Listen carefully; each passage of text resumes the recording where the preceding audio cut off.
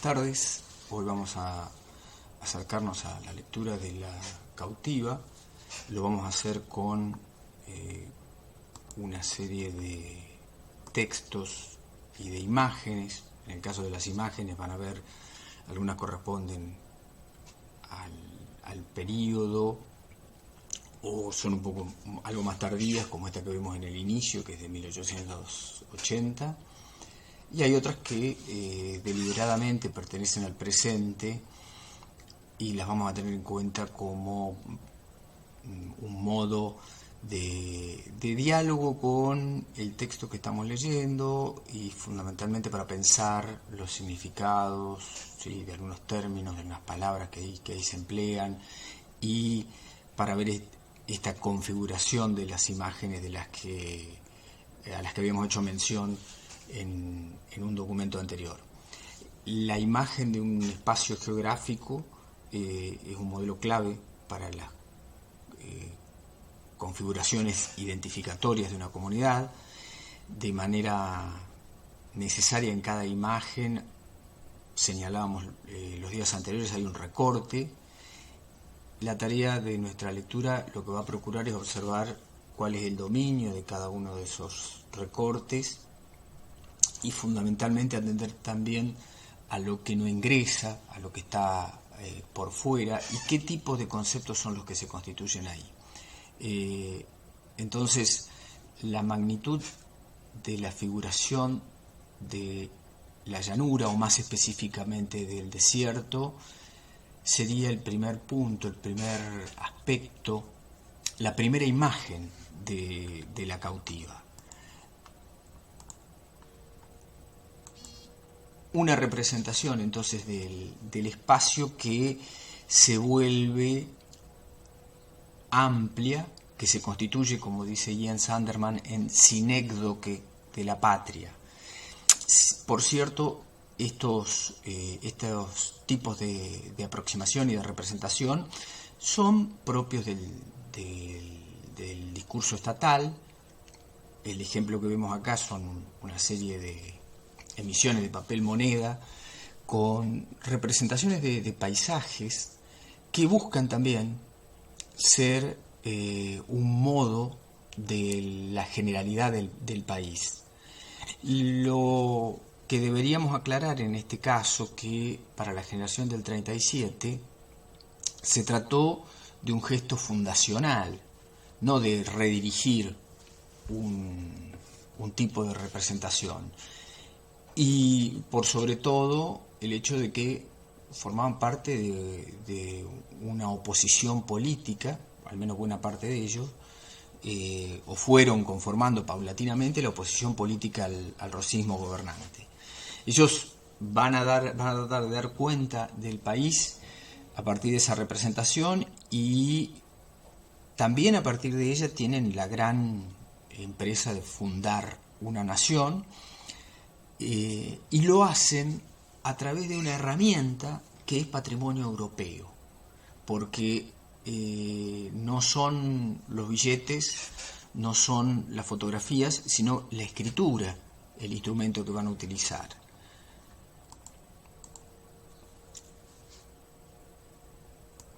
Jens Sanderman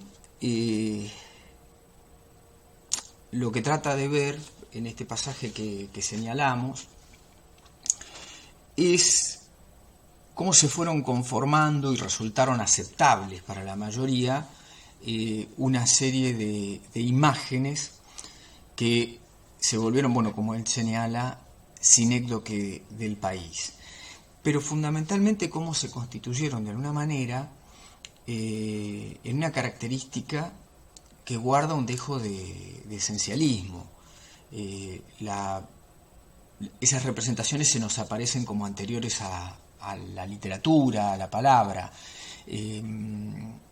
Lo que vamos a tratar de hacer, en todo caso, es ver cómo reconocemos, cómo vemos el modo en que se producen, ¿no? Cómo reconocemos el artificio, tratarlas en todo momento como un artificio discursivo. Muchas veces podemos pensar una ficción de orden política y cultural. ¿Cuáles son las imágenes que eligieron? Bueno, lo que señalábamos recién, eligieron una fracción del territorio a la que le dieron una denominación particular. Al igual que en el caso del Estado en el siglo XX,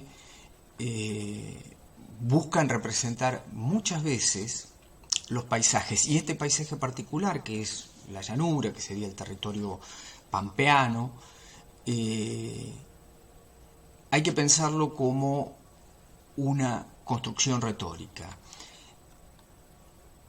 En la poesía, esa construcción surge como constante, particularmente al romanticismo le interesan de manera singular los espacios locales, ¿sí? Las representaciones del territorio local. Y como dice Anderman, en ese espacio tratarán de consolidarse ciertas identificaciones. El nombre que le dan es un nombre que nos interesa fundamentalmente por el tipo de significación al que se atiende ahí. Retomamos el pasaje de Echeverría, donde habla de el desierto como algo nuestro y como un patrimonio que tiene carácter estético y económico, y esa palabra desierto evidentemente está anclada en su etimología de manera casi exclusiva como espacio despoblado o espacio sin habitantes. Ese desierto va a estar signado por esa ausencia de habitantes, por lo tanto ausencia de cultura, ¿sí? Por lo tanto ausencia de ese recurso del que hablábamos recién, que es la palabra escrita. Si no hay civilización, en todo caso, la dificultad ante la que nos enfrenta esta figuración es el modo en que considera o no considera a sus habitantes primitivos. La condición de desierto tiene que ver con lo que está vacío, y esa imagen del vacío nos vuelve a enfrentar, bueno, a algo que llamaríamos la falta, la carencia, como signo del territorio que habíamos visto en el primer texto que analizamos en la materia. La sociedad se está forjando desde esa idea de falta, muy probablemente. La generación del 37 trabajó ese concepto desde diferentes ángulos, pero con mucha coherencia a su vez. En el caso de Sarmiento, en el Facundo, esto es un fragmento del capítulo 1, pero lo vamos a encontrar a lo largo de todo su desarrollo, plantea la dificultad de pensar los límites que tiene esa espacialidad. Los límites tanto externos como los internos, y eso entiendo que incrementa esa figuración del vacío, ¿sí? Es algo absolutamente lábil a la hora de pensar cómo lo aprendemos. Además, vamos a ver en el caso de Facundo particularmente, ese vacío va a estar asociado siempre al peligro, o muchas veces va a estar asociado al peligro.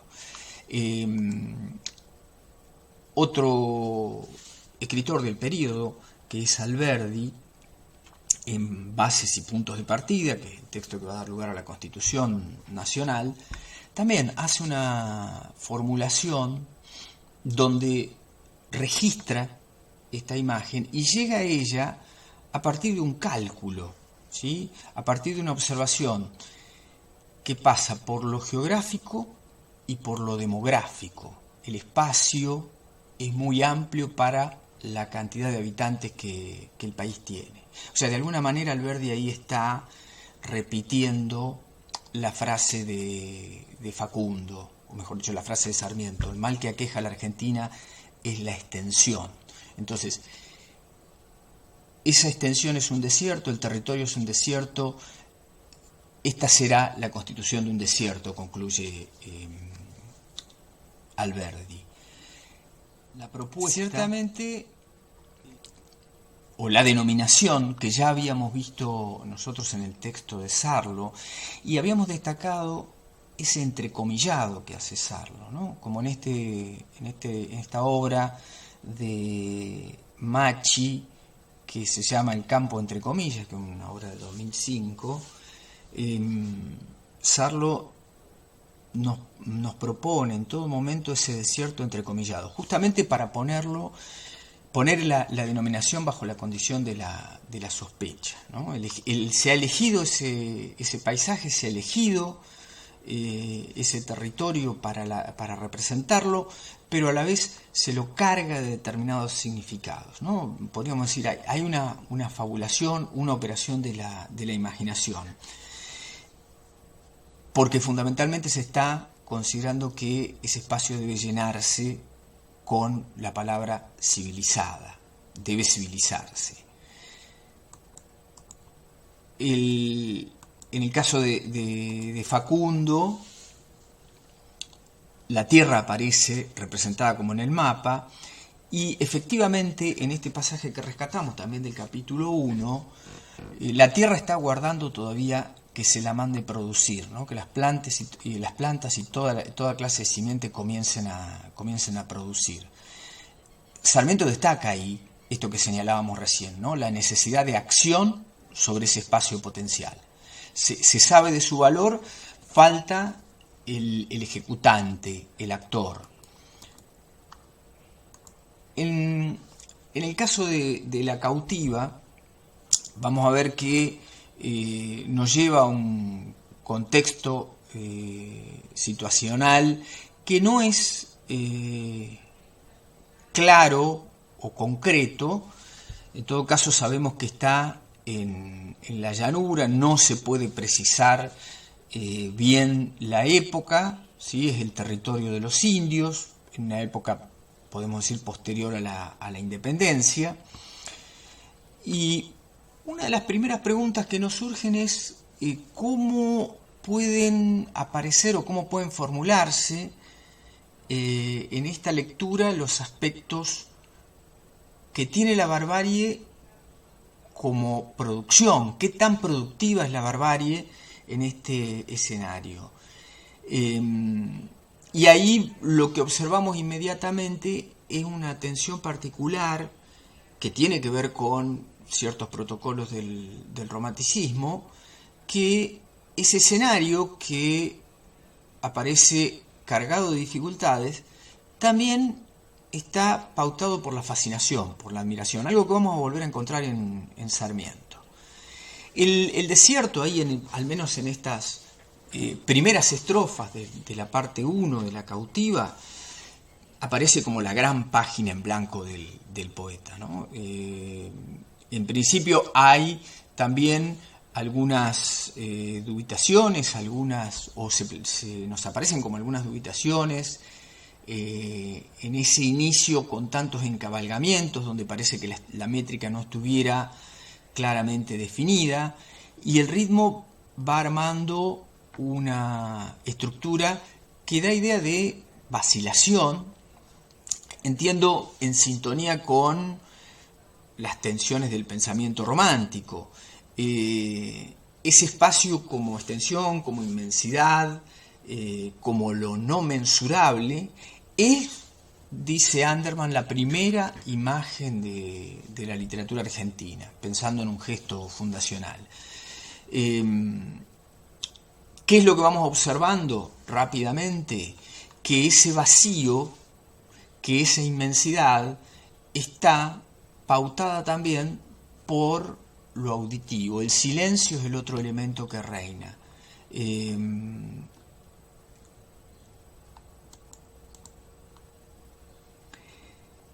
Volviendo al texto de Sarlo, hay que destacar esta caracterización que hace ella, ¿no? De la imagen del desierto como un oxímoron por el territorio indio. No hay tal desierto, o en todo caso no hay falta de habitantes, sino es el modo en que se lo denomina, ¿no? Una aguda contradicción en el uso de ese nombre. Esa figura retórica del oxímoron lo va a usar en más de una oportunidad en ese artículo, pero nos interesa particularmente esta. Habíamos dicho que una pauta de ese espacio que está atravesado por lo visual, una pauta es el silencio. Se elige la situación de la caída del sol para pensar, para revisar cómo se va instalando la ausencia de sonido en la llanura. La vista está menguando en ese momento y se incrementa el sentido del oído, ¿no? Entonces aparece el mudo reposo, el silencio que reina, pero son silencio y ruido los que van a alternar, porque ese inmenso territorio callado va a dar lugar a la irrupción de el indio a través del malón. Porque, como señala Mary Louise Pratt, esta mirada poética no es solo la mirada sobre el paisaje, sino que lo que va a estar buscando permanentemente es convertirse en el ámbito donde se puede observar la gran lucha cultural de América, ¿no? o la gran guerra cultural de América. De allí que esa escena que se presenta de manera permanente se vaya, la escena del silencio, ¿no?, que se presenta de manera permanente, se vaya fragmentando a través de lo auditivo. Y aparece el ruido que lo que hace es cortar esa estructura armónica que preanunciaba la caída del sol. El ruido no es una voz, no es una voz humana, y acá vamos viendo cómo el oxímoron ese que plantea Sarlo va consolidándose, porque siempre es necesario que en ese espacio las figuras que aparezcan no tengan la condición humana. Lo que aparece es un conjunto con una voz inarticulada que es puro ruido. La tribu errante, entonces tenemos que pensar cómo se muestra a partir de esto. Cómo se nos aparece, cómo se configura, y lo que vemos es que su presentación es claramente fragmentaria. No se busca conformar una entidad, un individuo, sino todo lo contrario, fragmentarlo. Es el conjunto de la tribu errante o la unidad con el caballo, con el potro, el movimiento violento en torbellino y el paso fugaz, ¿no? Esas instancias nos muestran la consolidación de este oxímoron también. Vamos a ver en el bando de salvajes ese entonces, como lo llama Echeverría, la aparición fragmentaria del conjunto y también de las partes, porque el indio va a aparecer únicamente como la planta de su pie, va a aparecer como lanzas, como crines, como cabezas, no como un conjunto que destaque un individuo.